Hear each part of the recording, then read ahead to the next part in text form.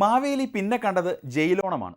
ആഴ്ചകളോളം പോലീസ് കസ്റ്റഡിയിൽ ശാരീരിക പീഡനം അനുഭവിച്ച കൊട്ടേഷൻ ഗുണ്ടകളും ചില CPM പ്രവർത്തകരുമെല്ലാം ശാരീരിക വിഷമതകളെല്ലാം മറന്ന് ജയിലിൽ കൊച്ചുപീടിയും വലിച്ച് ഓണം ആഘോഷിക്കുന്ന കാഴ്ച മാവേലിയുടെ കണ്ണുകളെ ഈർണണിയിച്ചത്രേ.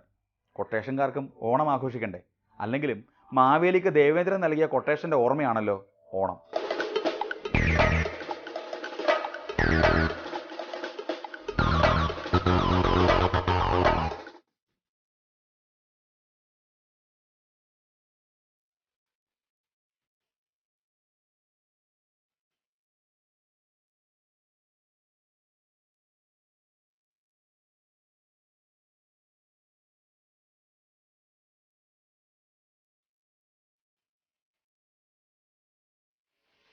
ഏത് പോലീസ് അന്വേഷിച്ചാലും നിഷ്പക്ഷമായി അന്വേഷിച്ചാൽ മാത്രമേ യഥാർത്ഥ കുറ്റവാളികളെ പിടിക്കൂ. അത് ഏത് ഏജൻസിയോടെന്ന് ഗവൺമെന്റ് തീരുമാനിക്കട്ടെ എന്നാണ് ഞങ്ങൾ പറഞ്ഞത്. കസ്റ്റഡിയിലെടുക്കുന്നവരെ പോലീസ് ക്യാമ്പിൽ നിഷ്ഠൂരമായി ഭേദ്യം ചെയ്ത് പോലീസ് പറയുന്ന മൊഴികളായി പറയിപ്പിക്കുക, അത് റെക്കോർഡ് ചെയ്യുക. ഇതാണ് പോലീസ് ക്യാമ്പിൽ നടക്കുന്നതെന്ന് ബോധ്യപ്പെട്ടപ്പോഴാണ് പോലീസ് അന്വേഷണത്തെ വിമർശിച്ചത്. അതുവരെ ഞങ്ങൾ മിണ്ടിയിട്ടില്ല. ഭക്ഷണം പോലും കൊടുക്കാതെ അന്ന് രാത്രി മുഴുവൻ പീഡിപ്പിച്ചു. 3 തവണ ബോധരഹിതനായി ചോദ്യം ചെയ്യലിനിടയിൽ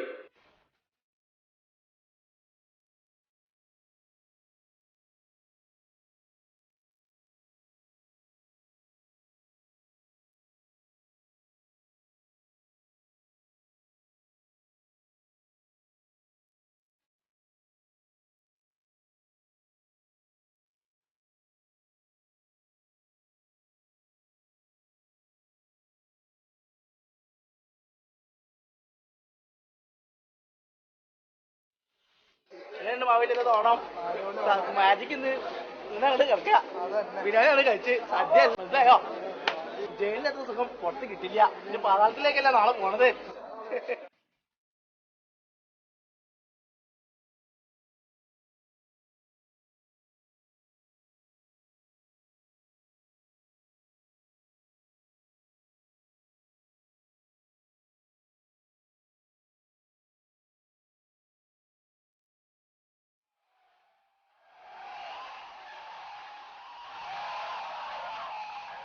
ഭക്ഷണം കൊടുക്കാതെ ഉറങ്ങാൻ സമ്മതിക്കാതെ പീഡിപ്പിച്ചുകൊണ്ടാണ് ചോദ്യം ചെയ്യൽ നടത്തിയത്. രവീന്ദ്രൻ മജിസ്ട്രേറ്റിനോട് പറഞ്ഞു. ആശുപത്രിയിൽ അയച്ച് പരിശോധന നടത്തേണ്ടി വന്നു.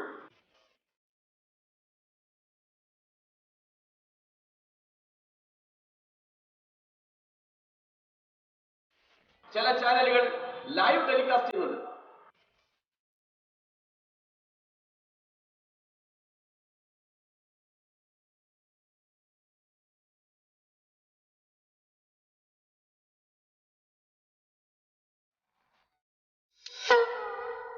എല്ലാ കേരളീയരുടെയും ജീവിത പ്രശ്നങ്ങൾ അതിവേഗം പരിഹരിച്ചു കഴിഞ്ഞ ഉമ്മൻചാണ്ടി സർക്കാർ ഇനി എന്തു ചെയ്യും എന്ന് ആലോചിച്ചപ്പോഴാണ് ഇവിടെ ജീവിക്കുന്ന അന്യസംസ്ഥാനക്കാരെ കുറിച്ച് ഓർത്തത്.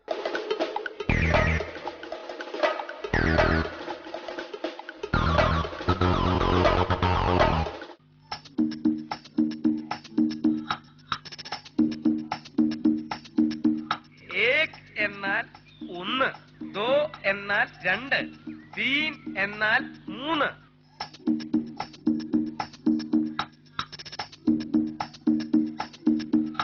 ഏക് എന്നാൽ 1, ദോ എന്നാൽ 2, തീൻ എന്നാൽ 3.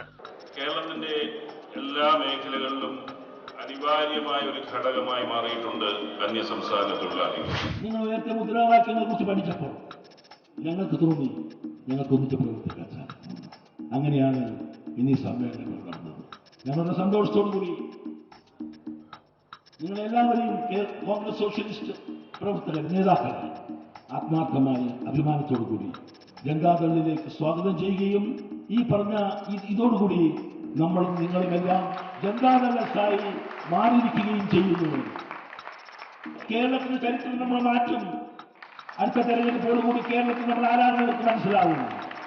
ഒരുപക്ഷെ 130 നിയോജക മണ്ഡലങ്ങളിൽ ഇടതുപക്ഷ ജനാധിപത്യ മുന്നണിയിലെ തോറ്റ സ്ഥാനാർത്ഥികളെ കൊണ്ടുപോകാൻ ആംബുലൻസ് വാനുകൾ കൊണ്ടുവരേണ്ടി വരും. അത് നമ്മളെ ഏറ്റവും ഉത്തരവാദിത്വമാണ്.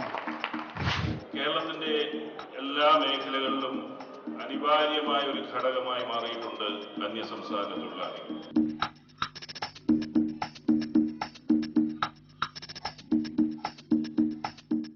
അന്യ സംസ്ഥാനങ്ങളിൽ നിന്ന് ഇവിടെ വന്നിട്ടുള്ള തൊഴിലാളികൾ ഇന്ന് കേരളത്തിന്റെ ഭാഗമാണ്, കേരളത്തിന്റെ അവിഭാജ്യ ഘടകമാണ്. നിങ്ങൾ ഈ ഓണം ആഘോഷിക്കുന്ന അവസരത്തിൽ ഇവിടെ തന്നെ ഉണ്ടാകണം എന്ന് കേരളത്തിലെ മുഴുവൻ ജനങ്ങളും ആഗ്രഹിക്കുന്നു. ഇതിൽ തമിഴ്നാട്ടിലെ തിരുട്ട് ഗ്രാമത്തിൽ നിന്നും വരുന്ന കള്ളന്മാരും കൂടി ഉൾപ്പെടുമോ എന്ന സംശയം പൊളിറ്റിക്സിനുണ്ട്. ഒരു തരത്തിൽ അവരും അന്യസംസ്ഥാന തൊഴിലാളികളാണല്ലോ. ശരി, കുഞ്ഞു കുഞ്ഞു നാട് വാണിയിടും കാലം മനുഷ്യരെല്ലാവരും ഒന്നുപോലെ. ഓണം പിറന്നാലും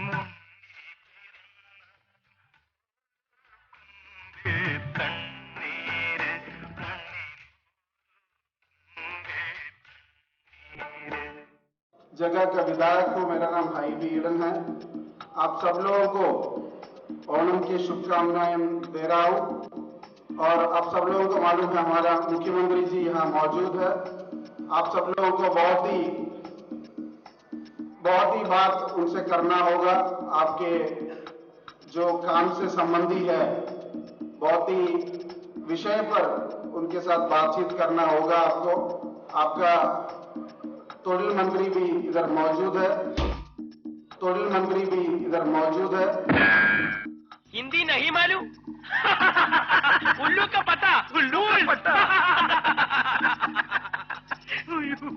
ഇതൊരു വലിയ കാര്യമായി ഞങ്ങൾ അവകാശപ്പെടുന്നില്ല. ഹിന്ദി നമ്മുടെ രാഷ്ട്രഭാഷയാണ്. എന്നാലും മലയാളത്തിൻ്റെ അത്രയും ഹിന്ദി വരില്ല. അതുകൊണ്ടാണ് ഹൈബി ഈഡൻ രാഹുൽ ഗാന്ധിയുടെ ടീമിലെത്തിയതും കുഞ്ഞു കുഞ്ഞു കേന്ദ്രമന്ത്രിയാകാത്തതും.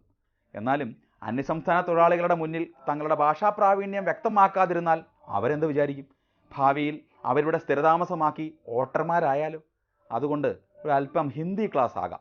मैं इज इक्वल टू हुम, तुम इज इक्वൽ ടു ഹോ.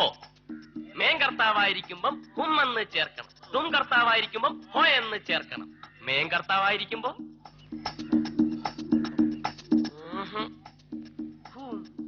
ഹും, തും കർത്താവായിരിക്കുമ്പോ ഹോ ഹോ. ഇനി ഇവരൊക്കെ എപ്പോഴാ ഹിന്ദി പഠിക്കാൻ പോണയാവോ? ഉല്ലുക പട്ട.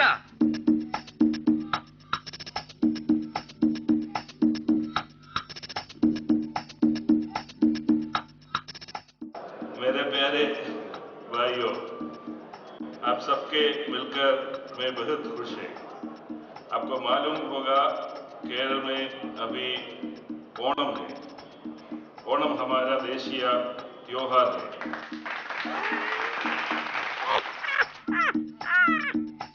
इसके मतलब ही मिलजुल कर रहने की और आपस में प्यार बनने की रहे। ठीक है. ഇതൊരു വലിയ കാര്യമായി ഞങ്ങൾ അവകാശപ്പെടുന്നില്ല. തൊഴിൽ മന്ത്രിജിക്ക് ശേഷം മുഖ്യമന്ത്രി ജി കുഞ്ഞു ജി का हिंदी भाषण. आप सब लोगों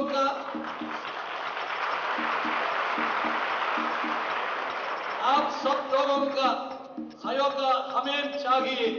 വഴിയറിയാതെ മുടന്തി നടക്കും വിധിയുടെ ബലി മൃഗങ്ങൾ.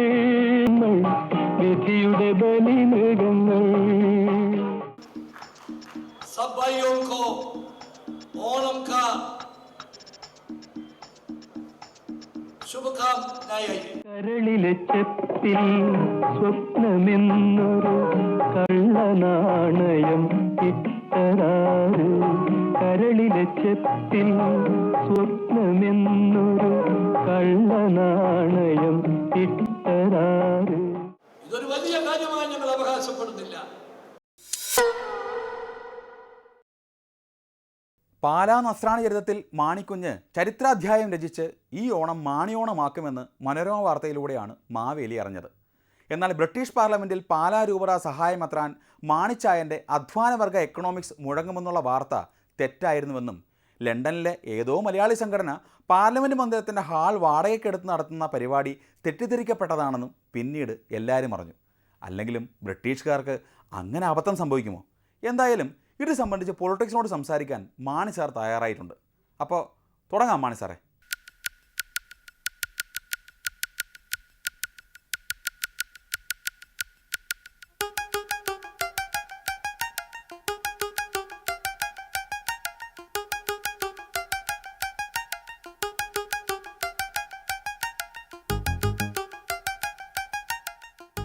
ബ്രിട്ടീഷ് പാർലമെന്റിൽ അങ്ങ് സംസാരിക്കുന്നു എന്ന വാർത്ത തെറ്റായിരുന്നു അല്ലേ? അതൊക്കെ ശരിയാണ്. അടിച്ച ഫ്ലക്സൊക്കെ മാണി സാറേ വേസ്റ്റായി അല്ലേ?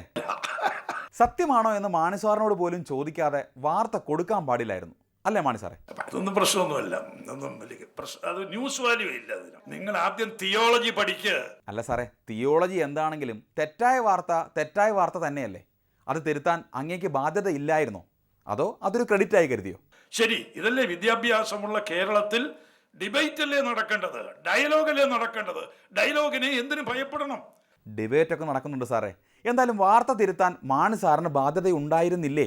എന്നോട് ഇതിന് ഇത് മാത്രമായിട്ട് ചോദിക്കുന്നത്. നിങ്ങൾക്ക് വേറെ സൂര്യന് കീഴിൽ പല വിഷയങ്ങളില്ല. ഇത് മാത്രം 100 പ്രാവശ്യം കോടിയേരി പറയുന്ന പോലെ, പിണറായി പറയുന്ന പോലെ, തമാശ പറയുന്നതാ കേട്ടോ, ഏതെങ്കിലും വ്യക്തിപരമായിട്ടല്ല.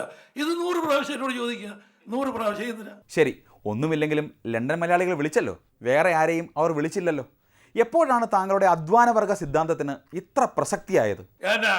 മാറ്റങ്ങളെ ഉൾക്കൊള്ളാൻ മാർക്സിസ്റ്റ് പാർട്ടിക്ക് കഴിയുന്നില്ല എന്ന് പറഞ്ഞപ്പോൾ കേരള കോൺഗ്രസിന്റെ അധ്വാനവർഗ സിദ്ധാന്തത്തിന്റെ വിജയമായി, പ്രസക്തിയായി. ശരി, ഇനി വല്ലതും പറയാനുണ്ടോ? കേരള കോൺഗ്രസ് ഒരു നല്ല പാർട്ടിയാണ്. ഞങ്ങളുടെ ആശയങ്ങൾ ഉൾക്കൊള്ളാൻ ധാരാളം ആളുകളുണ്ട്. ഞങ്ങൾക്ക് എന്തിനേത് വിഷമിരിക്കുന്നത്?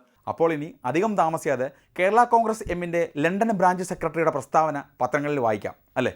ഞങ്ങളുടെ ആശയങ്ങൾ വളരെ നല്ല ആശയമാണെന്നുള്ളത് വരുന്നില്ലേ അതിൽ? ഞങ്ങൾ സത്യത്തിന് വേണ്ടി നിലകൊള്ളുന്നു അല്ലേ? പ്രശസ്ത സിനിമാ നടി ഷീല രാഷ്ട്രീയത്തിൽ പ്രവേശിക്കാൻ തയ്യാറെടുക്കുന്നു. അതുമായി ബന്ധപ്പെട്ട് ഇതുവരെയും പുനഃസംഘടന നടക്കാത്ത കോൺഗ്രസിലെ ചില നേതാക്കളോട് ചർച്ചയും നടത്തി. ഷീലയുടെ ഏറ്റവും ഹിറ്റ് ജോഡിയും കോൺഗ്രസ്സുകാരനുമായിരുന്ന പ്രേം നസീർ ഇന്ന് ജീവിച്ചിരുന്നെങ്കിൽ ഇങ്ങനെ പ്രതികരിച്ചേനെ. പാവം ആ മണ്ടിപ്പെണ്ണ്. വീണ്ടും കാണാം. നന്ദി, നമസ്കാരം.